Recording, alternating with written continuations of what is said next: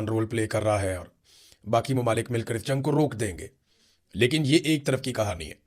पाकिस्तान कोशिश ज़रूर कर रहा है और उस कोशिश की तारीफ की जानी चाहिए। यही कोशिश मिस्र भी कर रहा है और ऐसी ही कोशिश तुर्की भी कर रहा है। इसराइल ये नहीं चाहता कि जंगबंदी हो और ईरान अभी तक किसी पे एतबार नहीं कर पा रहा। ऐसे माहौल में अमेरिका इस खित्ते में बहुत बड़े पैमाने पर फौज इकट्ठी कर रहा है। ये सारी चीज़ें मैं आपको बताता हूँ, लेकिन सबसे पहले व्हाइट हाउस ने तहरीरी तौर पे एक धमकी जारी की है। तहरीरी में इसलिए कह रहा हूँ कि व्हाइट हाउस की तर्जुमान ने जब खड़े होकर ये धमकी सुनाई तो पढ़ के सुनाई, और बाकायदा वो नीचे देखकर पढ़ रही थी और साथ साथ वो सुना रही थी जो धमकी उन्होंने दी है। ये धमकी मैं आपको कैटेगोरिकली बता देता हूँ। व्हाइट हाउस की तर्जुमान ने कहा कि ईरान हकीकत को तस्लीम नहीं कर रहा, वो शिकस्त खा चुका है, उसकी फौज हार चुकी है। सदर ट्रंप ब्लफ नहीं करते, वो ईरान पर जहन्नुम के दरवाजे खोलने वाले हैं। बड़ी तबाही आएगी। पहले ऐसा हमला नहीं हुआ होगा जैसा हमला अब होगा। अगर ईरान डील नहीं करता तो शदीद तरीन हमले शुरू होंगे। ये जनाब व्हाइट हाउस की जानिब से बाकायदा तहरीरी तौर पे एक बयान लाया गया और उसे पढ़ के सुनाया गया।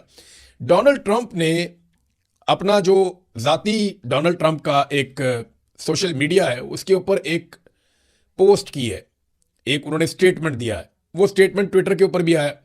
अब इस स्टेटमेंट को पूरी दुनिया बड़े गौर से पढ़ रही है और सबको आइडिया हो गया है कि ट्रंप एक्चुअली करने क्या वाला है और मुज़ाकरात की असल कहानी क्या थी। पहले आप वो स्टेटमेंट देख लें, क्योंकि ये स्टेटमेंट तय करेगा कि आने वाले हफ्तों में पूरे खित्ते में क्या होने वाला है। डोनाल्ड ट्रंप ने कहा कि United States of America is in serious discussion with a new and more reasonable regime to end our military operations in Iran. कि अमेरिका इस वक्त ईरान में एक नए और रीजनेबल यानी पहले से बेहतर एक रिजीम के साथ बड़े सीरियस मुज़ाकरात कर रहा है, जबकि ईरान ने कैटेगोरिकली कहा कि हमारे अमेरिका के साथ कोई मुज़ाकरात नहीं हो रहे।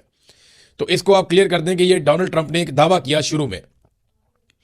Great progress has been made but if for any reason, यानी हम आगे बढ़ रहे हैं लेकिन अगर कोई वजह बन जाती है, a deal is not shortly reached, अगर फौरी तौर पे कोई डील नहीं होती, which it probably will be, and if Hormuz strait is not immediately open for businesses, और अगर फौरी तौर पे कोई डील नहीं होती और आप नए हुर्मुज को फौरी तौर पे कारोबार के लिए नहीं खोला जाता, we will conclude our lovely stay in Iran by blowing up and completely obliterating all of the electric generating plants, oil wells and Kharg Island and possibly all desalination plants।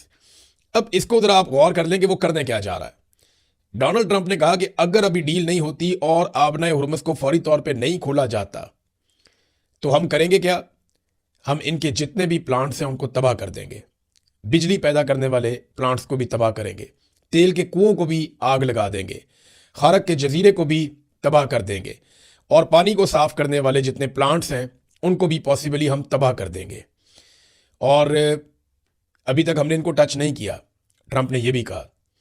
और उसने कहा यह बदला होगा उन बहुत सारे फौजियों और दीगर लोगों के कत्ल का जिन्हें ईरान के 47 साला दहशत गर्दी फैलाने वाले रजीम ने कत्ल किया था।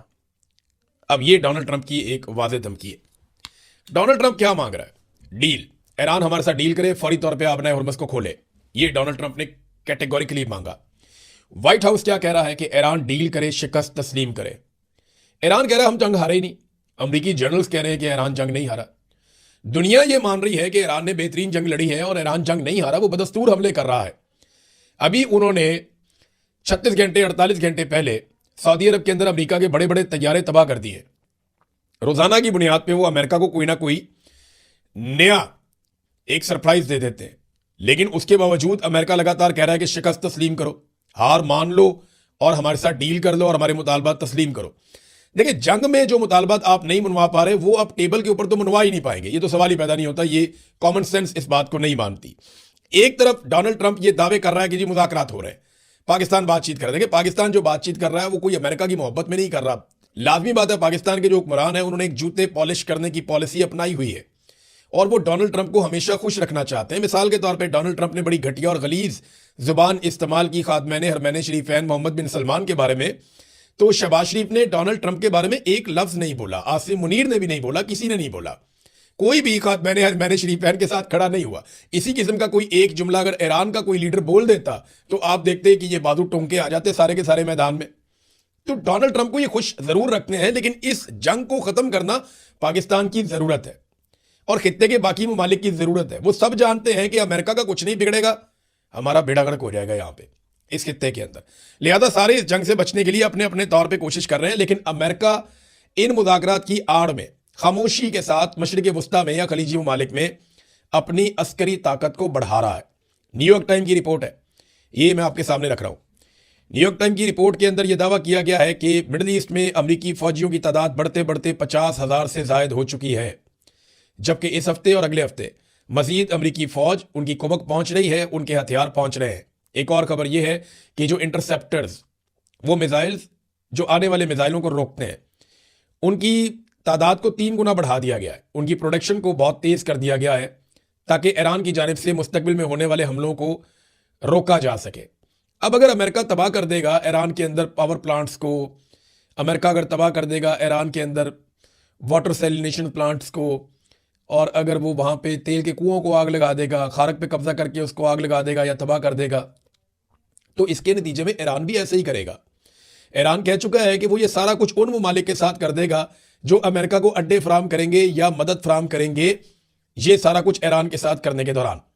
यानी अमेरिका जिन जिन मुल्कों पे बैठ के ईरान के साथ जुल्म करेगा, ईरान वापस उन मुल्कों के साथ वही करेगा। ये ईरान ने कैटेगोरिकली कहा हुआ है। तो क्या अरब ममालिक इसके लिए तैयार है? लेकिन अरब ममालिक में 50,000 से जायद अमरीकी फौजी पहुंच चुके हैं और इस बात का दावा किया जा रहा है कि एक बड़ा जमीनी हमला आने वाले दिनों में अमेरिका कर सकता है। और ये न्यूयॉर्क टाइम की रिपोर्ट भी है, वॉशिंगटन पोस्ट की रिपोर्ट भी है, और तमाम रिपोर्टें ये कह रही हैं कि जमीनी हमला अमेरिका करने का प्लान कर रहा है और इसीलिए बड़ी तादाद में वो फौजी इकट्ठे कर रहा है। तो क्या ये मुमकिन होगा अमेरिका के लिए कि ईरान में चले जाएं अपनी फौज को लेकर और वहां से फिर निकल भी आए अपने टाइम पे? देखिए, ईरान में घुसने का रास्ता तो आसान है, लेकिन वहां से आप निकलेंगे कब, ये फैसला तो फिर ईरान की अवाम और वहां की फौज करेगी। अभी तक की इतला के मुताबिक 10 लाख से जायद ईरानी शहरी रजाकाराना तौर पे अपने आप को फौजी खिदमात के लिए पेश कर चुके हैं और उनकी तरबियत भी जारी है। तो ईरान में तो एक इतनी बड़ी फौज बन जाएगी, यानी आप अंदाजा करें ना वो कितना बड़ा मुल्क है। ईरान 9 करोड़ से ज्यादा लोगों का मुल्क है, वहां पे इतनी बड़ी फौज बन जाएगी कि अमेरिकन उसका मुकाबला करते करते थक जाएंगे। अब यहां पे एक ईरान पे एटमी हमला होने वाला है, इस खदशे का इजहार भी किया जा रहा है। जहन्नुम के दरवाजे खोल दिए जाएंगे अगर व्हाइट हाउस कह रहा है या डोनाल्ड ट्रंप कह रहे हैं कि वो खौफनाक कत्लेआम पे मामला ले जाएंगे और बहुत बड़ी तबाही फैला देंगे। तो उसी वक्त अक़वाम मुत्तहिदा में एक अक़वाम मुत्तहिदा के अहम सफ़ीर हैं मोहम्मद सफ़ा, उन्होंने रिज़ाइन कर दिया। मोहम्मद सफ़ा का जो रिज़ाइन है ये बड़ा सिग्निफिकेंट है।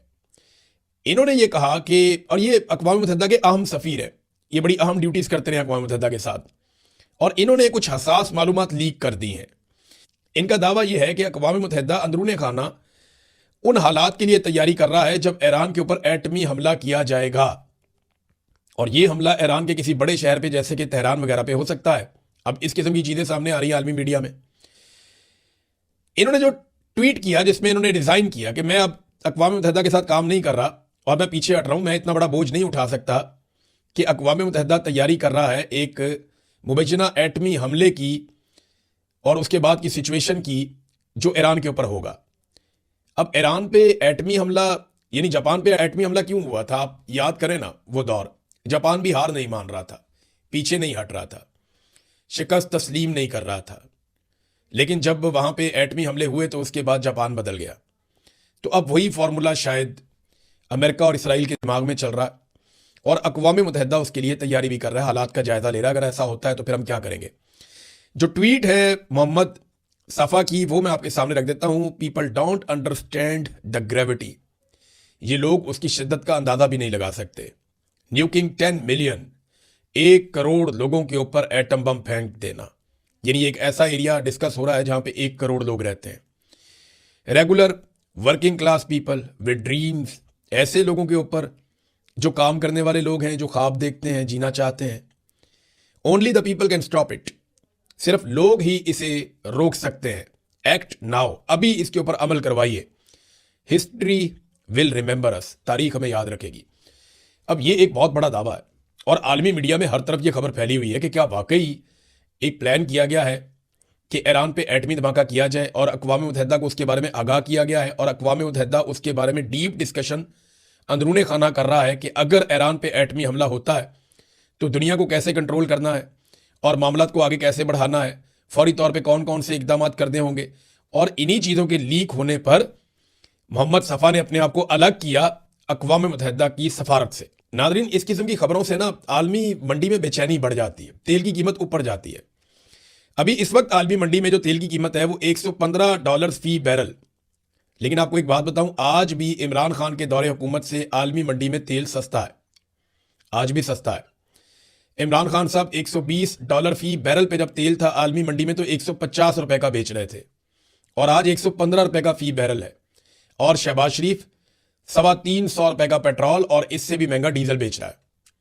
और वो कौम पे एहसान भी चढ़ा रहा है कि मैंने कौम पे बड़ा एहसान किया, मैं सस्ता बेच रहा हूं, मैं बोझ उठा रहा हूं, बोझ तो सारा कौम के ऊपर लादा हुआ है। और वो लोग जो इमरान खान के दौर में पेट्रोल को बहुत महंगा कहते थे, वो आज पेट्रोल को बहुत सस्ता कहते हैं और मौजूदा हुकूमत की तारीफ करते हैं। कैसे कहते हैं, नमूने जो हैं वो बेनकाब हुए हैं। अब ये जो जहाज निकाले गए हैं आबना हुरमुज़ में से, रोजाना 2 जहाज़ों की बात इसहाक डार ने की है। ये बात डोनाल्ड ट्रंप ने दावा किया कि ये जहाज अमेरिका के लिए है, ईरान का तोहफा है। लेकिन इसहाक डार ने बताया नहीं कि पाकिस्तानी झंडे लगे हुए जहाज जो निकले हैं, ईरान ने भी इसके ऊपर कोई वादे मौक़िफ़ नहीं दिया। ईरानी सहाफ़ी से बात कर रहे हैं कुछ जर्नलिस्ट, समीना पाशा साहिबा ने भी की, तो वो ये दावा कर रहे हैं सहाफ़ी कि ये तो पाकिस्तान के लिए हमने फैसिलिटेट किया है। अब पाकिस्तान किसी और को दे रहा है तो पाकिस्तान की मर्जी है। देखें ना, पाकिस्तान में पेट्रोल की कीमतें आप बढ़ा रहे हैं कि जनाब पेट्रोल नहीं आ रहा, और साथ आप दावा कर रहे हैं जनाब हमारे तो कंटेनर लगे हुए हैं लाइन में, रोजाना की बुनियाद पे हमारे टैंकर आ रहे हैं पानी में से निकल के आपने हुरमुज़ में से। तो वो आप किसके लिए दुनिया का भला करने जा रहे हैं? पाकिस्तानियों का भला तो पहले कर दीजिए। डिप्टी वजीर आज़म इसहाक डार साहब, पहले आप ये बताइए कि ये पेट्रोल है किसका और ईरान ने ये किसके लिए दिया है? क्या ईरान ने ये पाकिस्तान के लिए दिया है, या ईरान ने किसी और मुल्क के लिए दिया है, या पाकिस्तान की सिफारिश पे दिया है? तो जो ईरानी जर्नलिस्ट हैं वो ये कह रहे हैं कि अमेरिका को शर्म आनी चाहिए, उन्हें माफ़ी मांगनी चाहिए, ये हमने पाकिस्तान को फैसिलिटेट किया है। लेकिन पाकिस्तान को अगर फैसिलिटेट किया है तो पाकिस्तान की आवाम को फायदा होना चाहिए ना। पाकिस्तान की आवाम की तो कमर तोड़ी हुई है इस वक्त मौजूदा सरकार ने। अच्छा, ट्रंप ने एक बात साफ कह दी है। देखिए, ट्रंप का ये बड़ी खूबी है, ट्रंप की वो साफ बात कर देता है। उसने कहा जी कि वो ईरानी तेल पर कब्जा करना चाहता है। मैं चले बीबीसी की खबर आपको बताता हूं कि एक्चुअली डोनाल्ड ट्रंप ने कहा क्या। ये आप सुनेंगे तो आपको आइडिया हो जाएगा कि असल प्लान था क्या। डोनाल्ड ट्रंप ने कहा कि सच ये है कि मेरा पसंदीदा ऑप्शन ये है कि ईरान का तेल ले लिया जाए, उस पर कब्जा कर लिया जाए। लेकिन अमेरिका में कुछ बेवकूफ लोग कहते हैं कि आप ऐसा क्यों करेंगे। वो बेवकूफ लोग हैं। ट्रंप ने कहा कि इस इकदाम का मतलब खारक जजीरे पर कंट्रोल हासिल करना भी हो सकता है, वहां पे कंट्रोल भी कर सकते हैं। तो आप डोनाल्ड ट्रंप की ख्वाहिश चेक करें ना कि खारक जजीरे पे कब्जा कर लो, उसको तबाह कर दो, ईरानी तेल के ऊपर कब्जा कर लो। लेकिन जब इराक के ऊपर अमेरिका ने कब्जा किया था तब कहा गया था कि कीमियाई हथियार है, उस बहाने आए लड़ाई की, तेल पे कब्जा कर लिया। पिछले 25 साल से वहां का तेल बेच रहे हैं। फिर इसी तरह लीबिया में किया गया, इल्जामात कुछ और थे, अटैक किया गया, कर्नल कदाफी को बाहर किया गया और कब्जा कर लिया गया। अब बड़ी बड़ी रिफाइनरीज उनके कंट्रोल में, अमेरिकन कंपनियों के। यही कुछ जो है वो वेनेजुएला में किया गया। एक दौर में इराक को कहा गया कुवैत के ऊपर अटैक कर दो, इराक ने कुवैत पे अटैक किया, साथ ही इन्होंने इराक को मारा और कुवैत के ऊपर भी अपना कंट्रोल ले लिया, उसके तेल के ऊपर भी। जो अरब ममालिक हैं उनका जो तेल निकलता है उसके ऊपर भी अमेरिका का कंट्रोल रहता है। अब वेनेजुएला में इल्जामात क्या थे कि जनाब ये स्मगलिंग करते हैं, इनके ऊपर स्मगलिंग के पर्चे मुकदमा थे, इनको नहीं छोड़ना, उनका सदर उठा के ले गए और बाद में तेल पे कब्जा कर लिया। डोनाल्ड ट्रंप ने अपने मुंह से कहा तेल चाहिए था। और यहां पे अब ईरान की लड़ाई में भी डोनाल्ड ट्रंप के मुंह से निकल गया जनाब तेल चाहिए। ये जो खारक जजीरे वाला मामला ना, ये नया नहीं है। ये खारक जजीरे वाला मामला बहुत पुराना है। 1980 से 1988 के दरमियान ईरान इराक वॉर चल रही थी। उस दौर में बतौर एक कारोबारी शख्सियत डोनाल्ड ट्रंप ने इंटरव्यू दिया था। ये आज से 40 साल पुरानी बात है। और तब भी डोनाल्ड ट्रंप ने कहा था गार्डियन अखबार को इंटरव्यू देते हुए कि अगर ईरान ने अमरीकी ठिकानों पर हमला किया तो जजीरा खारक पर कब्जा कर लिया जाएगा। यानी उस दौर में भी डोनाल्ड ट्रंप के दिमाग में यही बात चल रही थी कि खारक जजीरे पे कब्जा किया जाए। पुराना ख्वाब है, ऐसा नहीं है कि डोनाल्ड ट्रंप पहली मरतबा इस जजीरे को जानता है। डोनाल्ड ट्रंप को बहुत पुराना पता है कि ये जजीरा क्या है, इसकी अहमियत क्या है और इस पे कब्जा करना कितना बड़ा फायदा हो सकता है। 40 साल पुरानी कहानी आप अंदाजा करें। नादरीन, दूसरी जानिब ईरान भी लगातार हमले कर रहा है और ईरान अपने हथियार भी जमा कर रहा है, अपनी तवानाइयां भी इकट्ठी कर रहा है कि अगर बड़ा हमला किया जाए तो ईरान भी बड़ा जवाब देगा।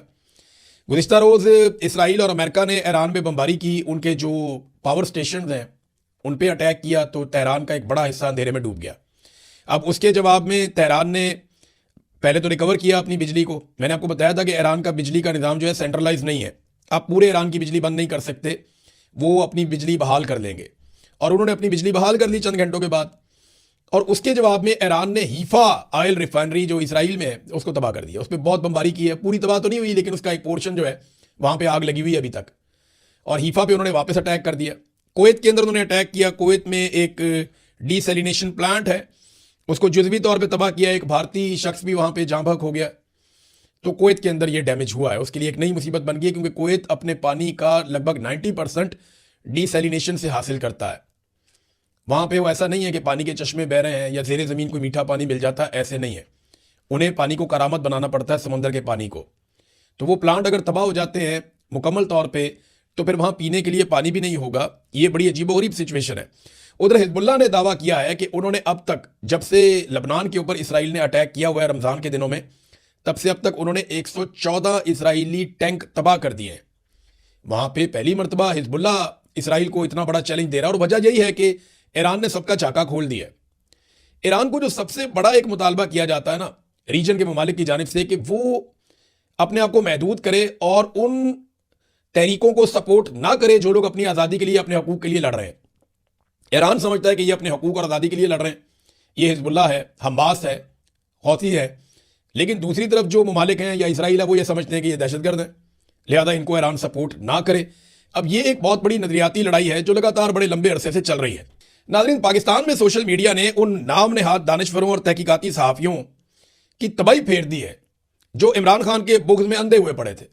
इमरान खान साहब के दौरे हुकूमत में जब मोहम्मद बिन सलमान पाकिस्तान आए तो इन लोगों ने जमाल खशोगी की तस्वीर उठा के अपने डीबीज लगा ली और ये हर जगह पे कहते थे इमरान खान कातिल है, मोहम्मद बिन सलमान कातिल है जमाल खशोगी का। लेकिन ये एक रियलिटी है। लेकिन उस मौके पर इन्होंने ये किया था, इन सब ने किया था। तब इनको किसी को याद नहीं आया कि ये पाकिस्तान है या पाकिस्तान का मफाद है। और जब एक साल में 2 मरतबा OIC का इजलास पाकिस्तान में हुआ, ये कीड़े निकाल रहे थे।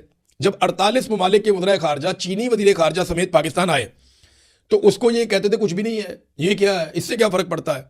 जब ट्रंप ने इमरान खान को खुद खत लिख कर मदद मांगी कि जनाब हमारी मदद करें, अफगानिस्तान में आप हमारी मदद कर सकते हैं, तो तब इन्होंने कहा जी कि ये क्या है, अपने घर में खाना नहीं है। आज बहुत खाना है पाकिस्तान में, दूध और शहद की नहरें बह रही हैं। इमरान खान को ताने देते थे ये लोग। अंदाजा करें आप, ट्रंप का लेटर लिखा। आज ट्रंप सिर्फ एक ट्वीट को रीट्वीट कर देना तो ये बगले बजाते हैं, छलांगे मारते हैं, खुशियां मनाते हैं, घुंघरू तोड़ देते हैं नाच नाच के। लेकिन जब इमरान खान के दौर में डोनाल्ड ट्रंप खुद खत लिखता था तो तब ये कहते थे जी हम क्या कर सकते हैं, हमें नहीं। आज पाकिस्तान सालसी कर रहा है तो ये हलाल है। इमरान खान साहब के दौर में जब सालसी कर रहा था तो हराम थी। तब ये कहते थे अब पराई शादी में अब्दुल्ला दीवाना, कौम बेच दी, ये कर दिया, वो कर दिया। देखिए, ये बेशर्मी का एक कंबल है जो इन लोगों को नहीं छोड़ रहा। ये लोग इमरान खान के मुकाबले में सहाफत की एक उन्होंने लिबादा उड़ा हुआ है और सियासी मकासद के लिए सरगर्म है और यही इनका मेयार है। और आज पाकिस्तानी इनको इनका मेयार और इनकी असलियत सोशल मीडिया पे दिखा रहे हैं। देखिए, मैं फिर भी जाते जाते एक बात कहूंगा, पाकिस्तान अगर कोई अच्छा रोल प्ले कर पाए और इस जंग को रोक पाए जिसके इम्कानात कम है तो ये एक बड़ी कामयाबी होगी और जो इसको करेगा उसको क्रेडिट भी मिलना चाहिए। लेकिन इमरान खान के दौर में जिन लोगों ने रज के बकवास की थी ना, वो आज जब जमीन आसमान के कलाबे मिलाते हैं ना तो उनकी मुनाफकत पे जो है वो अजीब सी कैफियत होती है। पता नहीं, समझ नहीं आती इनको बंदा कहे क्या।